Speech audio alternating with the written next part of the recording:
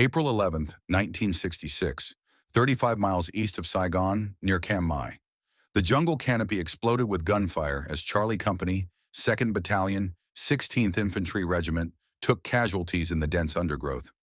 Above the chaos, the distinctive whop of rotor blades announced the arrival of two HH-43F Husky helicopters from Detachment 6, 38th Air Rescue and Recovery Squadron. Airman First Class William Pitsenbarger adjusted his harness as the penetrator hoist descended through 100 feet of jungle vegetation. The 21-year-old para-rescueman had completed over 250 missions in 8 months. This was routine. He touched ground and began triaging the wounded, organizing the evacuation with methodical precision. One casualty hoisted up, then a second, a third. The cable descended again. Pitsenbarger loaded the fourth man and signaled the crew. The cable rose without him. Fifth casualty secured, sixth, seventh, eighth, ninth. Each time the penetrator returned, Pitsenbarger waved it away, pointing to another wounded soldier. Then one helicopter took heavy ground fire and was forced to abort. The remaining Husky pilot radioed for him to evacuate. Pitsenbarger refused.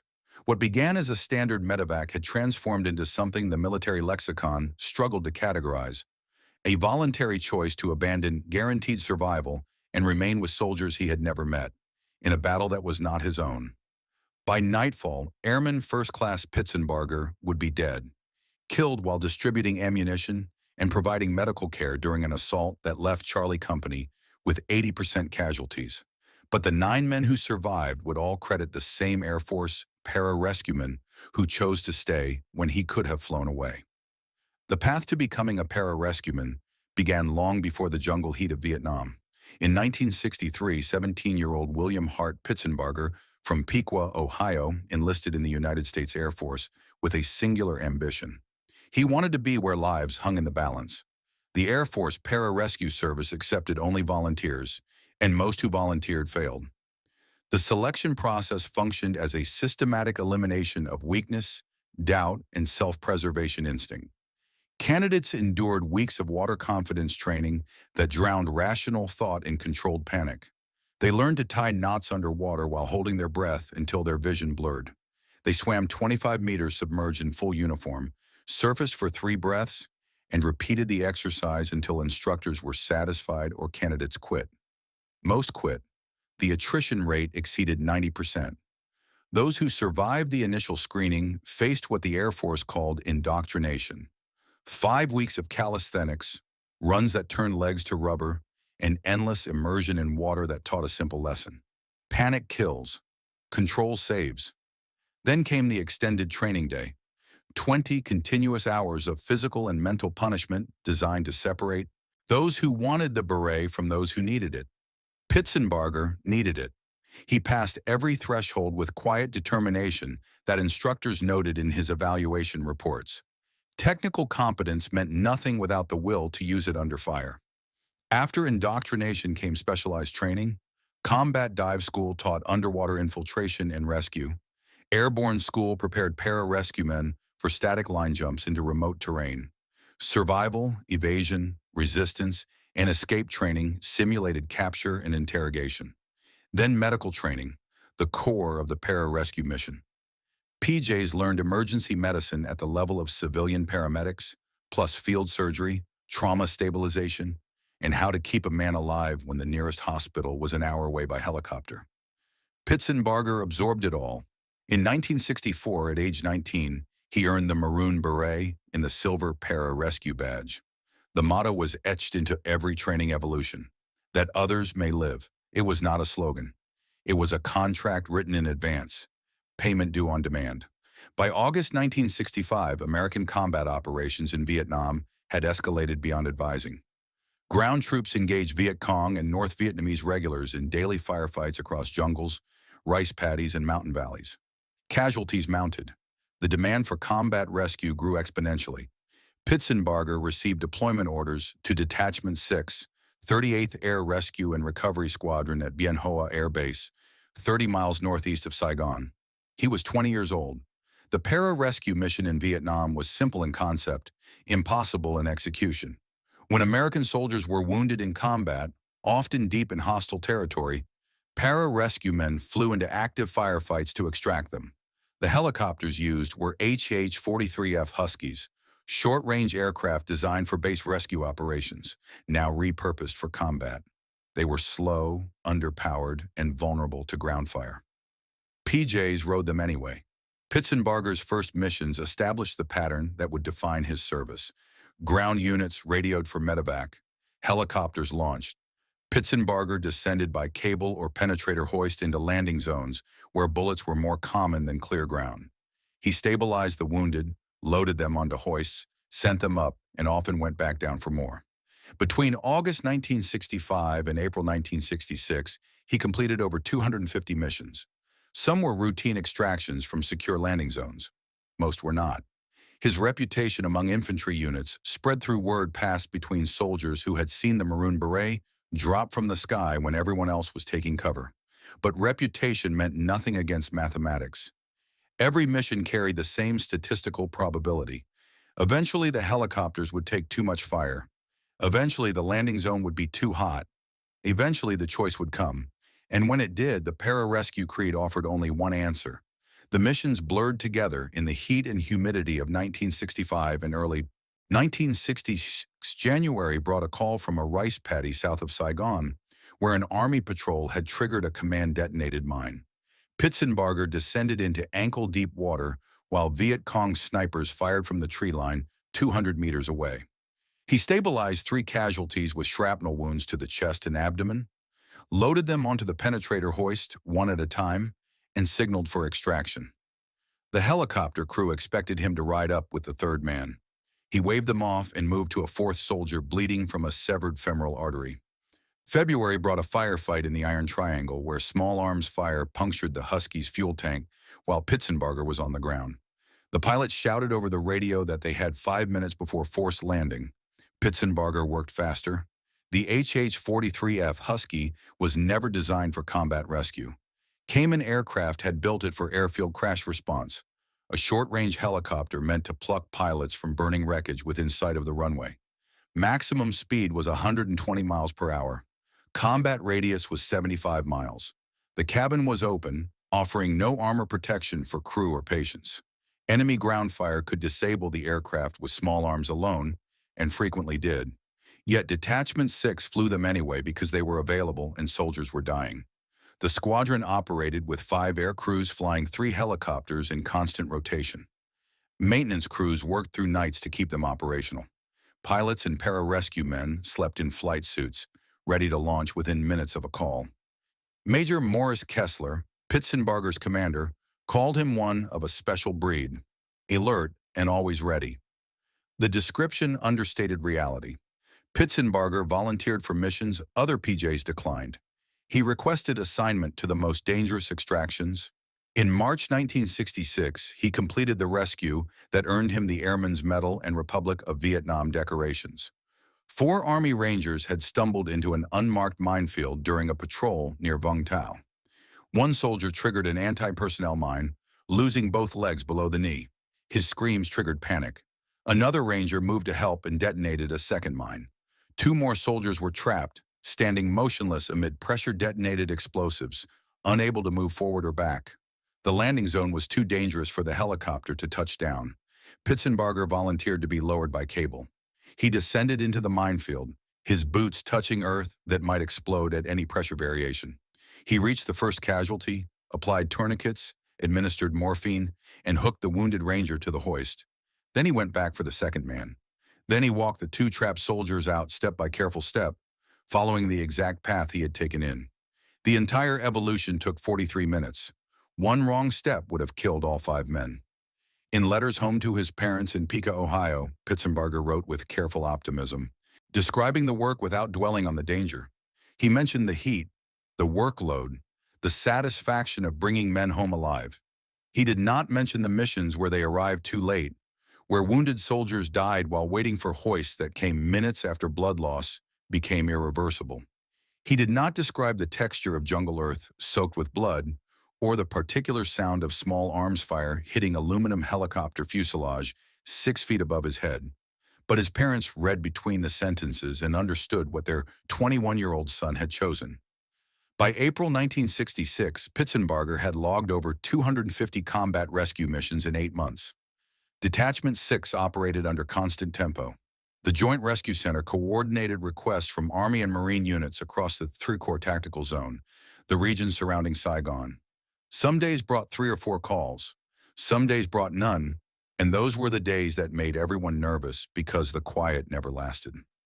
April 11th began with a routine morning briefing at Bien Hoa. Weather was typical for the season, high humidity with scattered afternoon thunderstorms possible. No special operations were planned. The duty roster listed Pitsenbarger as primary PJ for whatever calls came in. He checked his medical kit, verified his equipment, and waited. The call came just after noon. Charlie Company moved through the Courtenay rubber plantation in single file, the trees planted in geometric rows that created deceptive sightlines.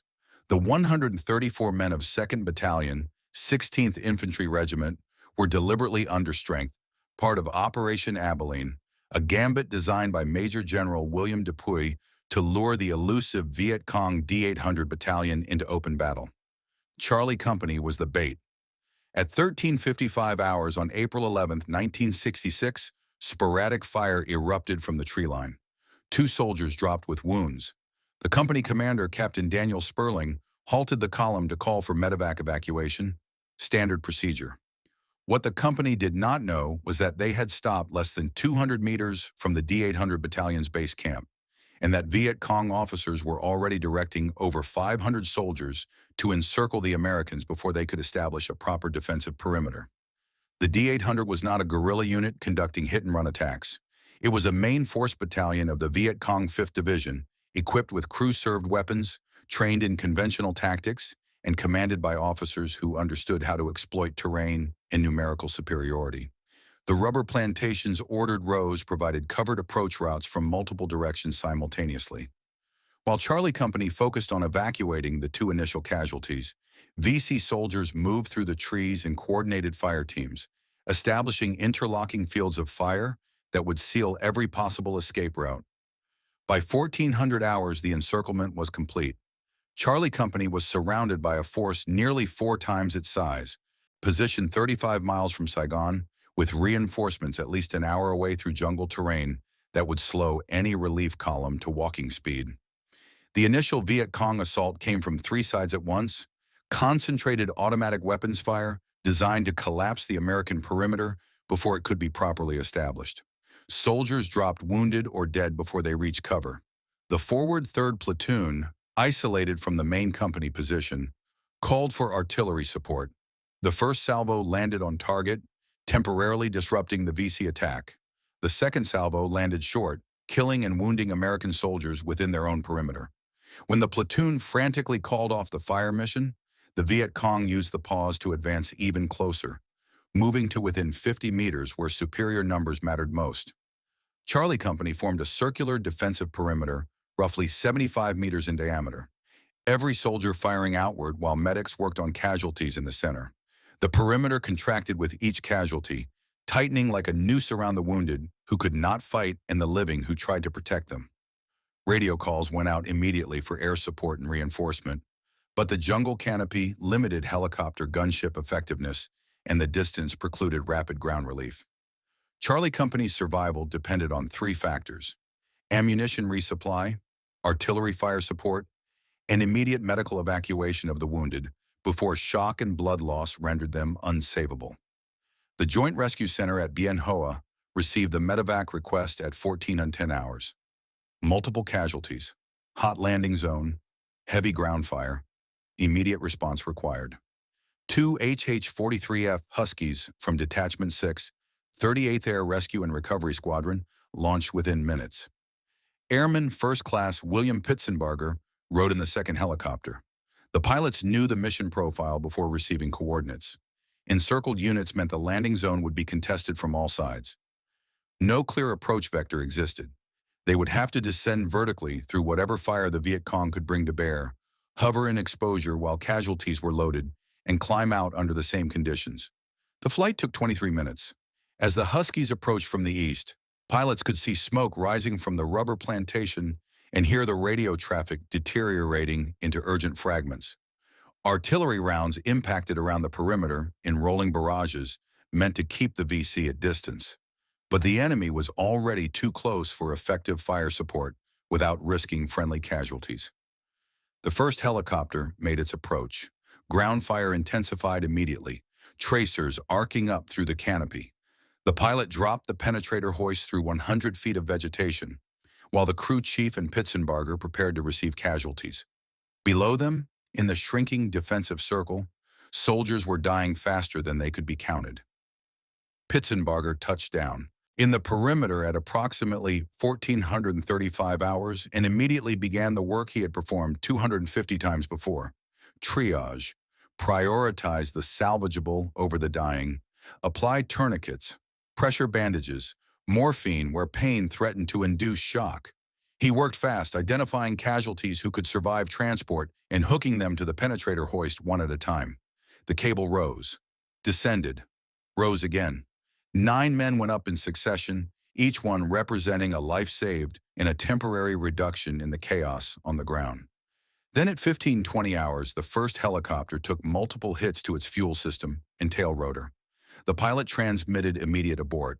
The aircraft climbed out trailing smoke while the crew chief radioed the second Husky to take over primary rescue. Pitsenbarger's helicopter moved into position. More casualties hoisted up. The ground fire intensified with each cycle as Viet Cong gunners adjusted their aim and concentrated fire on the one helicopter that represented Charlie Company's lifeline to survival. Standard pararescue doctrine was explicit about risk calculus. The mission was to extract casualties, not to become one. When a rescue aircraft sustained damage that compromised flight safety, all personnel evacuated immediately. No exceptions. The doctrine existed because pararescue men were too valuable to lose. Training took years. Combat experience was irreplaceable. A dead PJ saved no one. At 15:45 hours, Pitsenbarger's helicopter took hits to the fuel tank and hydraulic lines. The pilot made the decision that regulations required. He ordered immediate evacuation of all ground personnel. The penetrator descended one final time. Pitsenbarger looked at it, then looked at the dozens of wounded soldiers still lying in the shrinking perimeter. The noise made radio communication nearly impossible, but the crew chief saw what happened next and would remember it for the rest of his life. Pitsenbarger waved the penetrator away. The crew chief signaled frantically for him to hook on. Pitsenbarger shook his head and pointed to another wounded soldier lying 6 meters away. The pilot's voice came over the radio, urgent now because fuel was streaming from ruptured tanks and hydraulic pressure was dropping. Evacuate now or the helicopter would not make it back to base. Pitsenbarger ignored the order. He moved to the wounded man, began applying a field dressing, and never looked up as the helicopter climbed away trailing fuel vapor. The surviving soldiers who witnessed the moment understood what it meant before their minds could fully process it. An Air Force pararescue man had just chosen to remain in a surrounded defensive perimeter with dwindling ammunition and overwhelming enemy forces rather than accept guaranteed survival. The choice violated every survival instinct evolution had embedded in human neurology. Yet Pitsenbarger made it look routine. The tactical situation offered no ambiguity. Charlie Company was surrounded by at least 500 Viet Cong soldiers who had already demonstrated willingness to sustain casualties to destroy the American unit. Ammunition was running critically low. Artillery support could not be called danger close without hitting friendly positions. Airstrikes were ineffective through the jungle canopy. Reinforcements would not arrive before nightfall, and night fighting favored the attackers who knew the terrain. Every rational calculation pointed toward Charlie Company being overrun within hours. Pitsenbarger possessed medical training, not infantry combat skills. He carried a .38 caliber revolver for personal defense, inadequate for sustained firefight. His survival probability approached zero, and he knew it. What the soldiers could not know, what Pitsenbarger himself might not have been able to articulate, was that the pararescue creed was not rhetoric. That others may live was not a motto to be set aside when it became inconvenient or lethal. It was the foundational premise that gave the job meaning. Pitsenbarger had trained for years to reach wounded soldiers. He had flown 250 missions into hostile fire to extract them. Walking away from dozens of wounded men because staying would kill him contradicted everything the Maroon Beret represented. He made the only choice consistent with the commitment he had sworn. As the helicopter disappeared over the tree line and the sun dropped toward the horizon, Pitsenbarger moved among the wounded with the same methodical efficiency he had shown on every other mission. He organized the casualties by severity. He distributed the medical supplies he had brought. He gathered weapons and ammunition from soldiers too wounded to fight and redistributed them to those still on the perimeter. The Viet Cong gunfire never stopped.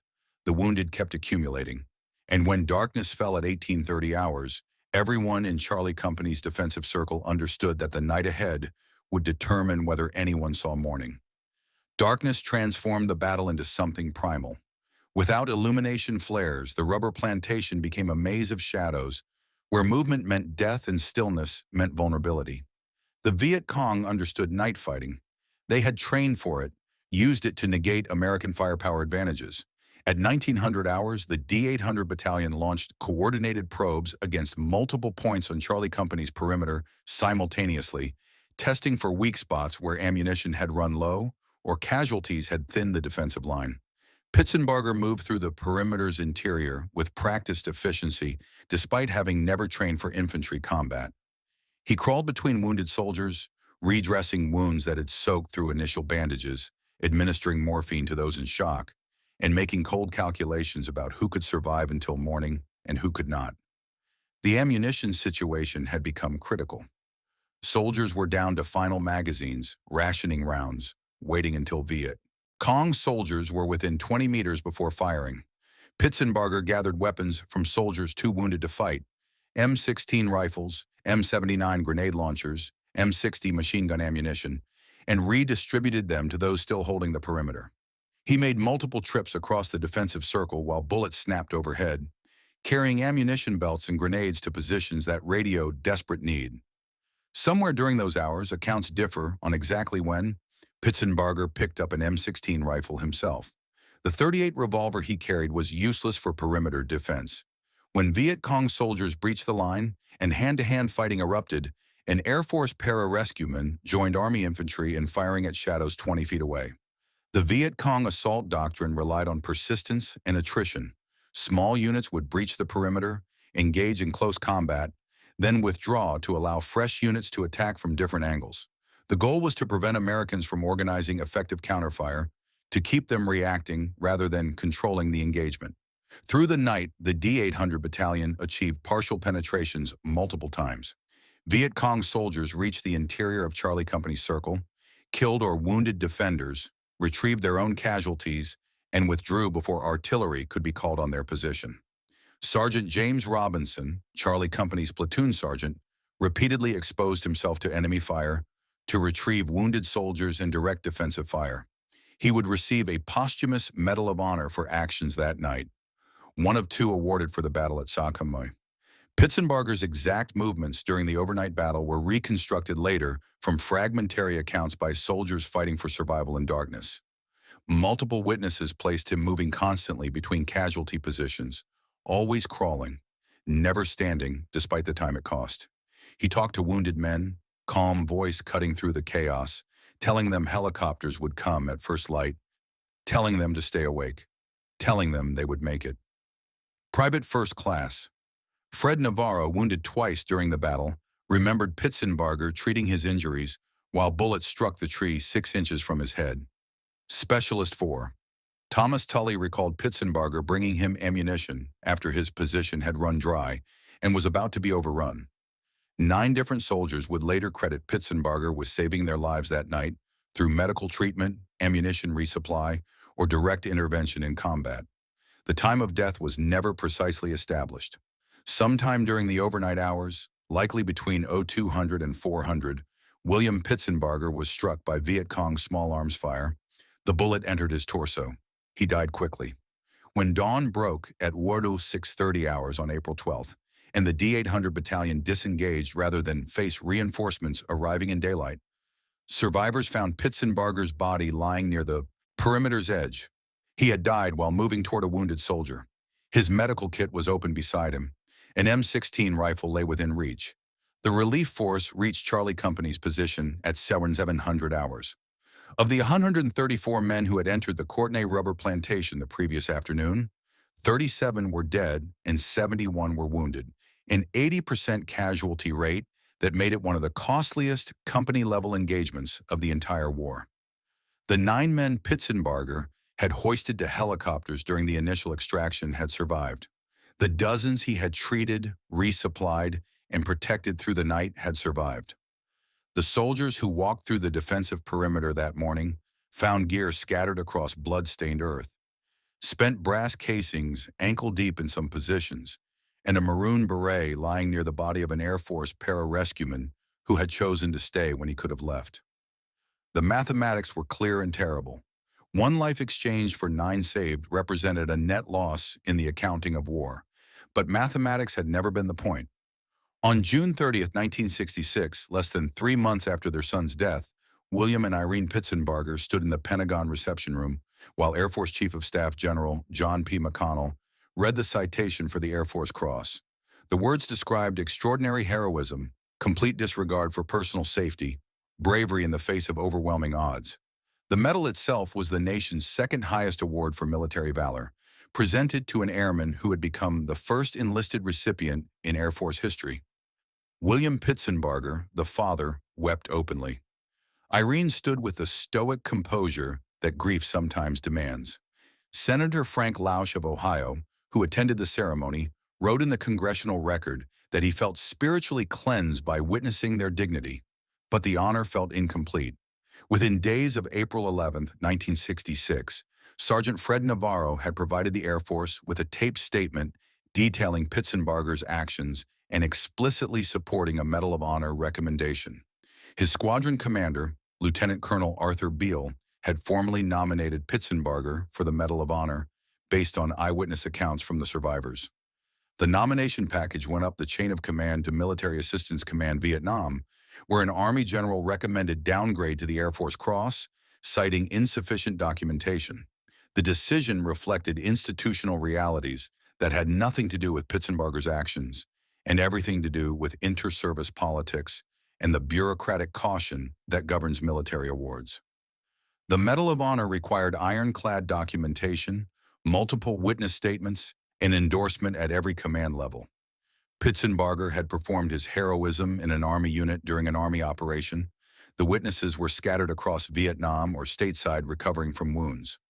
Charlie Company had suffered 80% casualties, leaving few survivors capable of providing detailed statements in the immediate aftermath. The Air Force recommendation went through Army channels where commanders unfamiliar with Air Force personnel standards applied their own criteria. And in 1966, with the war escalating and Medal of Honor recommendations arriving weekly, caution prevailed over advocacy. The Pitsenbargers accepted the Air Force Cross with the understanding that it represented the Air Force's highest recognition of their son's sacrifice. They attended dedication ceremonies as buildings and awards were named in his honor. They read letters from Charlie Company survivors describing how Pitts had saved their lives. They watched as the para-rescue community adopted their son as a symbol of the creed that defined the career field. But Frank and Irene Pitsenbarger also understood that the award was wrong. Not incorrect in recognizing heroism, but inadequate in documenting what their son had actually done. The Air Force Cross citation described volunteering to stay on the ground and administering medical treatment. It mentioned gathering rifles and ammunition. It used the phrase, "in keeping with the highest standards of performance." What the citation did not capture was that William Pitsenbarger had refused guaranteed survival to remain with strangers, had fought through the night despite having no infantry training, and had died while moving toward wounded soldiers rather than seeking cover. The system offered no formal appeal process for upgrading awards. Once the Secretary of the Air Force approved the Air Force Cross, the decision was final unless new evidence emerged or advocacy pressure forced reconsideration. For 3 decades, the Pitsenbargers and Charlie Company survivors conducted a campaign that existed in the margins of official channels. Fred Navarro wrote letters. So did Thomas Tully and other survivors. They contacted senators and representatives. They compiled sworn statements describing specific actions that had not made it into the original citation. They documented the timeline of April 11th and 12th, 1966, with the precision of men who had lived it and would never forget it. The paper trail grew slowly, one statement at a time, building a case that the system had gotten the decision wrong. The obstacles were institutional and immovable. The Department of Defense resisted retroactive award upgrades as a matter of policy. Opening one case invited thousands more from families who believed their loved ones deserved higher recognition. The Air Force had awarded 12 Medals of Honor for Vietnam service, none to enlisted pararescue men. Upgrading Pitsenbarger's award 30 years after the fact would implicitly criticize the generals who had approved the original downgrade. Yet the survivors refused to stop. They were alive because of decisions Pitsenbarger had made. The debt could never be repaid, but documentation could be corrected. And so the campaign continued through the 1970s, 1980s, and into the 1990s, a bureaucratic siege mounted by men who had learned patience under fire and refused to accept that paperwork mattered more than truth. The campaign began with Fred Navarro's taped statement in April 1966 and continued for 34 years through 3 presidential administrations, multiple Pentagon reviews, and the gradual aging of everyone involved. Navarro never stopped writing letters. Neither did Thomas Tully, William Rohn, or the other Charlie Company survivors who owed their lives to an Air Force pararescueman's refusal to leave. They contacted their congressman. They submitted sworn affidavits detailing actions that had not made it into the original Air Force Cross citation. They documented the timeline with the precision of men who had lived through it and remembered every detail with the clarity that trauma burns into memory. Each letter generated a polite response from the Pentagon explaining that while Airman Pitsenbarger's sacrifice was deeply honored, the Air Force Cross adequately reflected the level of valor demonstrated, and no mechanism existed for routine reconsideration of awards decisions made decades earlier. The institutional resistance was structural and deliberately designed to prevent awards inflation.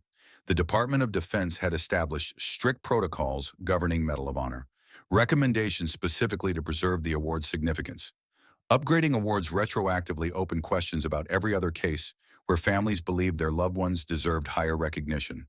The Air Force had awarded 13 Medals of Honor for Vietnam service. Only one went to an enlisted airman, and that recipient had been honored during the war when documentation was fresh and witnesses were available. Revisiting Pitsenbarger's case 3 decades later would require acknowledging that the original decision was wrong, which meant acknowledging that a general officer had made an error in 1966, which meant admitting that bureaucracy had valued paperwork over truth. The system protected itself through inertia and procedural obstacles that exhausted most advocacy campaigns within a few years. But the Charlie Company survivors were not most campaigns. They had learned patience in rice paddies and rubber plantations where survival required outlasting enemies who possessed every advantage except will. They understood that bureaucracies, like enemy battalions, eventually made mistakes or exposed weaknesses that persistence could exploit. In the 1990s, the campaign gained momentum through channels that had not existed in 1966. Pararescue community associations adopted Pitsenbarger's story as foundational mythology, ensuring that every new PJ learned the name and understood what it represented. Air Force buildings and awards were named in his honor. The accumulating documentation created its own pressure. How many sworn statements from eyewitnesses did the Pentagon require before reconsidering? How many decades needed to pass before the system acknowledged error? The breakthrough came in 1999 when Senator Bob Kerrey of Nebraska, himself a Medal of Honor recipient for actions in Vietnam, took up the case. Kerrey understood the award system from inside. He knew which offices controlled review processes, which officials could authorize reconsideration, and how to apply congressional pressure that could not be deflected with form letters. He contacted Secretary of the Air Force, F. Whitten Peters, directly. He arranged meetings between Pentagon officials and Charlie Company survivors. He made the case that correcting an injustice 3 decades old was not awards inflation, but justice delayed. The political calculus shifted. Refusing a Medal of Honor recipient senator's direct advocacy would generate more controversy than granting the upgrade. In September 2000, the Air Force Board for Correction of Military Records completed its review and recommended that Pitsenbarger's Air Force Cross be upgraded to the Medal of Honor. Secretary Peters approved the recommendation immediately. William and Irene Pitsenbarger were both in their 80s when the phone call came, informing them that the upgrade had been approved. William wept, just as he had wept in 1966 when General McConnell presented the Air Force Cross. But these tears carried different weight. For 34 years, they had known that their son's award citation did not fully document what he had done. For 34 years, they had watched Charlie Company survivors campaign for recognition that the system refused to grant. They had attended memorial dedications, read letters from soldiers their son had saved, and carried the quiet knowledge that paperwork had failed to capture truth. Now at the end of their lives, the documentation would be corrected. The ceremony was scheduled for December 8, 2000, at the National Museum of the United States Air Force at Wright-Patterson Air Force Base in Ohio, 35 miles from Piqua, where William Pitsenbarger had been born 56 years earlier. The guest list would include battle survivors, hundreds of pararescue airmen, congressional representatives, and the Air Force Chief of Staff. The waiting was nearly over. December 8, 2000. The National Museum of the United States Air Force at Wright-Patterson Air Force Base. The ceremony hall filled with people who had not seen each other in decades but recognized one another instantly. Fred Navarro embraced Thomas Tully. William Roan shook hands with men whose names he had not spoken in 34 years, but whose faces he had never forgotten. They were older now, graying, carrying the weight that middle age brings, but they stood straighter when they saw each other, shoulders back in the military bearing that never entirely disappears. They had come to witness the correction of a bureaucratic error, but what they carried in their chests was something older and heavier than paperwork. 9 men were alive because another man had chosen to die. The mathematics had never balanced, and 34 years had not changed the equation.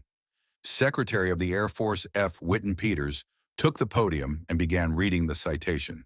The language was formal, constrained by the conventions that govern military awards documentation, but the facts assembled into a narrative that needed no embellishment. Airman First Class William H. Pitsenbarger had volunteered to ride a hoist more than 100 feet through jungle canopy into active combat. He had organized rescue efforts, cared for the wounded, and evacuated 9 casualties while refusing evacuation himself 9 times. When the helicopter took fire and withdrew, he stayed on the ground. When the area came under assault by a large Viet Cong force, he took up arms with infantry soldiers. He distributed ammunition under fire. He treated wounded while exposed to enemy guns. He was wounded 3 times and continued fighting. When the perimeter was breached and American forces suffered 80% casualties, William Pitsenbarger was fatally wounded while pulling a soldier out of the line of fire. The citation concluded with the formula that defined the Medal of Honor. His actions were in keeping with the highest traditions of military service and reflected great credit upon himself, his unit, and the United States Air Force. William and Irene Pitsenbarger stood as Secretary Peters presented the Medal of Honor. William, 85 years old, accepted the blue ribbon and gold star on behalf of the son he had buried 34 years earlier. The medal felt heavier than its actual weight. It represented decades of advocacy, hundreds of letters, sworn statements from soldiers whose names he had come to know through correspondence. It represented the Air Force finally acknowledging that the original award had been insufficient. But more than anything, it represented his son's life distilled into metal and ribbon, a symbol that could never capture what had actually happened, but at least documented it accurately. The ceremony included a posthumous promotion to Staff Sergeant, correcting another administrative oversight. The audience of several hundred included the Chief of Staff of the Air Force, congressional representatives, and pararescue airmen who had adopted Pitsenbarger's name as their standard. But the men who mattered most sat in the front rows. Fred Navarro, who had provided the first taped statement in 1966 and never stopped writing letters. Thomas Tully, who remembered Pitsenbarger bringing ammunition when his position was about to be overrun. William Roan and the others who had carried the weight of being saved for 34 years while watching the award system fail to properly document why they were alive. Survivor's guilt is a recognized psychological phenomenon, but the specific texture of owing your life to someone who died so you could live defies clinical description. The Charlie Company survivors had built careers, raised families, lived decades that William Pitsenbarger never experienced. Every birthday, every wedding, every grandchild represented a future purchased with another man's choice. The Medal of Honor ceremony did not erase that debt. because the debt could never be erased. But it provided something else: recognition, documentation, the official acknowledgement that what they remembered had actually happened, that the system had finally caught up with truth. The question hung unspoken in the ceremony hall. How many other William Pitsenbargers had the system failed to properly recognize? How many acts of extraordinary valor had been downgraded due to insufficient paperwork, inter-service politics, or the simple entropy that governs bureaucracies? The Medal of Honor represents the apex of military valor recognition, but the award process depends on documentation, witnesses, and advocacy. It requires someone to survive and tell the story. Pitsenbarger had been fortunate in that 9 men lived to testify. Not every hero has witnesses who survive to fight for recognition. The question that haunted every analysis of April 11, 1966 was whether William Pitsenbarger performed any calculation at all. When the penetrator hoist descended for the final time and he waved it away, did he count the wounded still on the ground and divide by his own survival probability? Did he weigh 9 lives already saved against the dozens still needing treatment? Did he consider the pararescue training pipeline that had invested years in his development, making him irreplaceable? Or did the decision happen below the level of conscious thought, muscle memory encoded by training that made staying the only option consistent with who he was? The soldiers who witnessed the moment remembered no hesitation. Pitsenbarger looked at the hoist, looked at the wounded, and pointed to another casualty who needed evacuation. The mathematics, if any existed, happened in seconds and arrived at a conclusion that defied every survival instinct evolution had spent millions of years perfecting.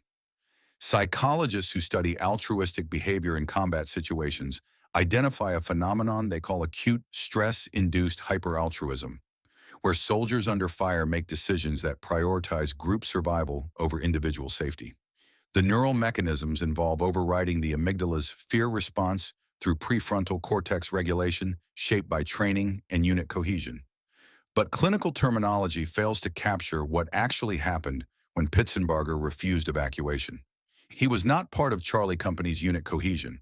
He had never trained with them, did not know their names, shared no common experiences that might create the social bonds psychologists cite as prerequisites for self-sacrifice. He was an Air Force pararescue man, temporarily attached to an Army infantry unit, whose survival meant nothing to his career, his unit, or his personal future. The rational calculation was obvious: leave, live, fly more missions, save more soldiers another day. Staying meant dying to save strangers, and he stayed anyway. The recognition came 34 years late, but it came. The Medal of Honor citation documented what Pitsenbarger had actually done: the 9 evacuations, the refusal to leave, the medical treatment under fire, the ammunition distribution, the 3 wounds sustained while treating others, the final moment when he was killed while pulling a soldier from the line of fire. The citation used phrases like conspicuous gallantry and beyond the call of duty because military awards language requires formal structure. But the soldiers who survived spoke in simpler terms. Pitts saved my life. He didn't have to stay. He chose to die so we could live. The mathematics were brutal and exact. 1 life lost, 9 lives saved during the initial evacuation. Dozens more who survived the night because someone organized the ammunition, treated their wounds, and refused to let them give up. The families that existed because of April 11, 1966, the children born, the grandchildren, the accumulated decades of ordinary life purchased with extraordinary sacrifice. The pararescue motto, "that others may live," appears on monuments, patches, and memorial plaques throughout the Air Force. Every new pararescue man learns the phrase during training. But William Pitsenbarger proved it was not aspirational rhetoric or motivational slogan. It was literal operational doctrine proven through action. That others may live meant exactly what it said. Others would live because you accepted death. The creed demanded the ultimate payment, and Pitsenbarger paid it without negotiation or hesitation. His name became foundational mythology within the pararescue community, the standard against which every subsequent PJ measured commitment. Training instructors used his story to explain what the Maroon Beret actually represented. When the selection process drove candidates to their breaking point and instructors asked whether they possessed the will to continue, Pitsenbarger's example provided the answer. He had done more than survive training. He had fulfilled the contract. On December 8, 2000, when William and Irene Pitsenbarger accepted the Medal of Honor on behalf of their son, 9 men stood in the audience who would not have been alive without him. Behind those 9 men stood the families they had built in the 34 years since April 11, 1966. Children who existed because their fathers survived. Grandchildren who carried forward bloodlines that should have ended in a rubber plantation east of Saigon. The mathematics multiplied across generations. 1 life versus 9 became 1 life versus dozens, then hundreds as descendants accumulated. The calculation William Pitsenbarger made in seconds, if he made any calculation at all, continued compounding through time. The Medal of Honor documented heroism, but the true measure existed in the living, breathing continuation of families that owed their existence to a 21-year-old Air Force pararescueman who understood that some debts can only be paid with everything you have. The story completed not with his death, but with the proof that his choice had meaning that transcended the moment. Others lived. They built lives. They remembered. And when bureaucracy finally corrected its error 34 years late, they stood as living testimony that one man's sacrifice had defeated the mathematics of war and proven that heroism was not calculation, but commitment fulfilled regardless of cost.